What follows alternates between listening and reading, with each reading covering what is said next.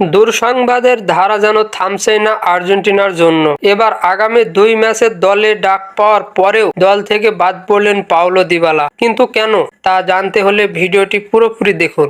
২০২৬ বিশ্বকাপ বাছাই পর্বের ম্যাচে মাঠে নামতে চলেছে আর্জেন্টিনা। বর্তমান বিশ্ব চ্যাম্পিয়নরা আগামী ১০ই অক্টোবর ভেনেজুয়েলার বিপক্ষে মাঠে নামবে। এরপর ১৫ই অক্টোবর বলিভিয়ার বিপক্ষে মুখোমুখি হবে আর্জেন্টিনা। কিন্তু ম্যাচের আগেই যেন দুঃসংবাদ পিছু ছাড়ছে না আর্জেন্টিনার। ইতিমধ্যে আর্জেন্টিনার জন্য পূর্ণাঙ্গ দল ঘোষণা করেছে আর্জেন্টাইন বস লিওনেল স্ক্যালোনি। সেই দলে ডাক পেয়েছেন পাওলো দিবালা ও লিকোনাস গঞ্জালেজ। তবে দল ঘোষণা করার পরে ইনজুরিতে পড়েছেন আর্জেন্টাইন প্লেয়ার লিকোনাস গঞ্জালেজ, যিনি কিনা কিছুদিন আগেই কলম্বিয়ার বিপক্ষে দুর্দান্ত একটি গোল করেছিলেন। এবার আগামী ২ ম্যাচে থাকছে না তিনি ইনজুরির কারণে। তবে এখানেই শেষ হতে পারত।